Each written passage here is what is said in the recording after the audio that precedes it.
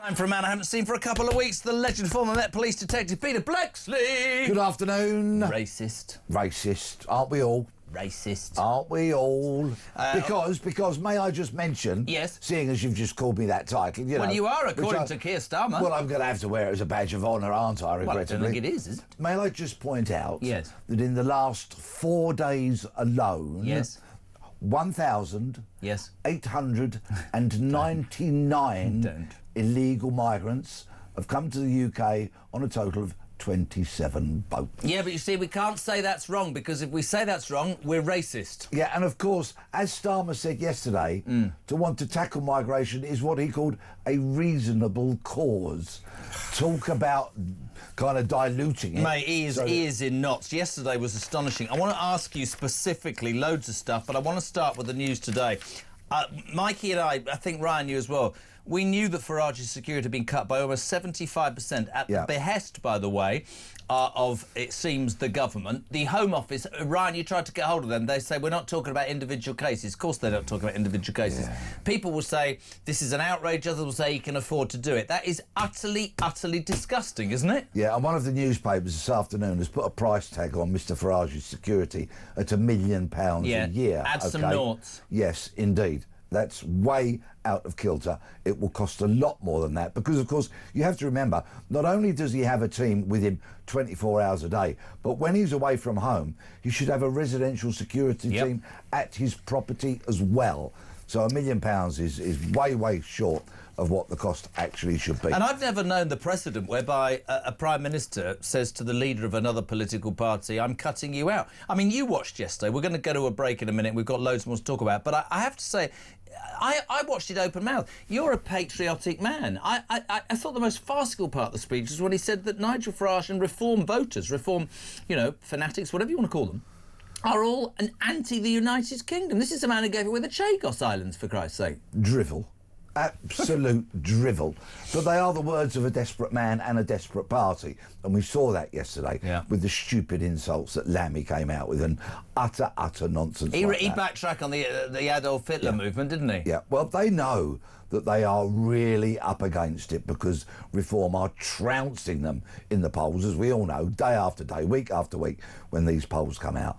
They are terrified. Have you ever seen anything in all... Because you're much older than all of us, obviously. Have you ever seen anything like this? Seriously, because I haven't. No, I've never seen this in politics. I've never seen it sink so low. And I've never seen a Prime Minister who, let's remember, in recent times, called himself a hard man, right? Okay, hard man. Starmer, the hard man, really. Would you have been frightened of meeting him when you were... Couldn't knock his way out of a wet paper bag. Couldn't knock the skin off a rice pudding, as my dad would say. Oh. Right? Okay, he calls himself a hard man. And yesterday, what does he call for? A fight. He called for a fight. Well, as I've always taught my kids, never start a fight that you can't finish. Couldn't, what was it, get out of a skin? What's the... Couldn't knock his way out of a wet paper bag and couldn't knock the skin off a rice pudding. Hold that thought, PB and me are back next in 3. We're coming back. Well, Peter Bleksley, quickly, Pete. Sandriana says, afternoon, JK. Hubby and I have booked tickets to see Mr Bleksley in January at his gig in Notts. I love the man and his honesty. I wish the force I work for was more like him. Oh, you've still got tickets to sell, have you? Because we've sold out. Very kind. I'm doing 110 dates. Yeah, all right, get out, mate. Just get out, one. All right, OK, all right, yeah, all right. Well, how did that put me in my box? Just what we talked about, Nigel Farage's security issues. Do you believe that what happened yesterday incited violence as an ex-policeman? When you say you're going to fight someone. OK, there's obvious connotations that can be taken from that. And I don't blame Mr Farage in the slightest for making a reference to Charlie Kirk and that appalling murder. Let's look at our own country. Sir David Amis, Joe Cox. Politicians are facing danger. Both of them murdered in their surgeries. It is very irresponsible to start saying about fight. OK? Churchill said we'll fight them on the beaches and everywhere else. That was Nazis. Fight, in political terms, just ups the ante. I think that's right.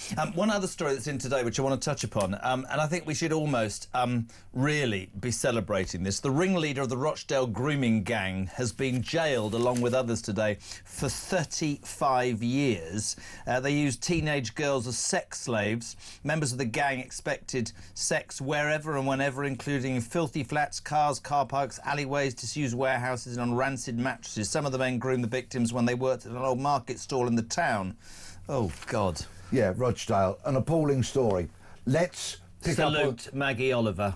Yes, of course, and the victims in this case, who came forward. They were 13 at the time. They are now in their 30s.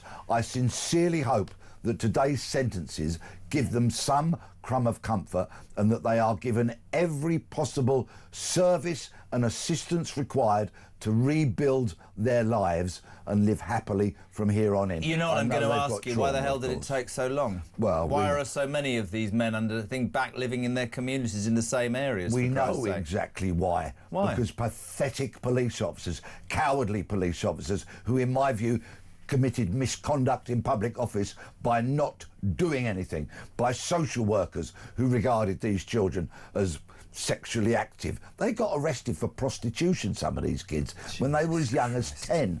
I mean, it's beyond lunacy. But on a positive note, Detective Chief Inspector Guy Laycock from Greater Manchester Police, I bow down in front of you, Governor. Thank you very much, and well done your team. These cases are complex. The victims have to be handled very sensitively, so that was clearly a brilliant prosecution, a brilliant investigation.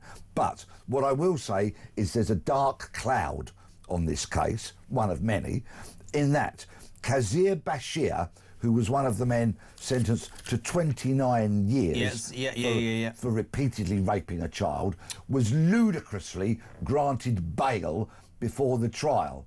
So he was sentenced in his absence because guess what? He is now on the run. He is a fugitive. He was given bail and he's on the run. Why was he given bail when he was accused or about to be found guilty of sexually molesting young girls? You would have to ask the idiots that granted him that bail. God, I now call upon the entire mainstream media to put his photograph in every newspaper, on every website. I urge Have they not? We'll have to wait and see. I urge Crime Stoppers, Greater Manchester Police, let's have a reward. I urge the Home Office to exercise their political power, the Foreign Office, and say to Pakistan, because I strongly suspect that's where he's gone. If you think he's got out of the country? I strongly suspect. What's his name? His name is, let me just get this absolutely right, Kazir Bashir. He's 50 years old, previously lived in Napier Street East, Oldham, born in Pakistan.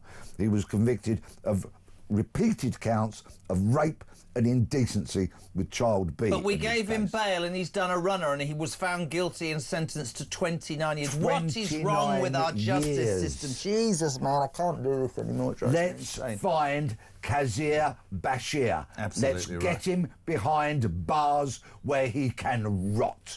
Good man. Lovely to see you, dear boy. How are QP? Look at a green shirt today. It's a bit of a different view, isn't it? As somebody described, sage. Anyway, we won 3 and drawn 1 Jodie, wasn't of it? our last Was 4 it Jodie? games. I can't disclose my sources. Well, she just told me it was, for Christ's sake. Peter Bleksley, the legend that is the ex-Met Police. Well, he's just the voice of Pete. Jesus Christ. You should be running the police in the United Kingdom.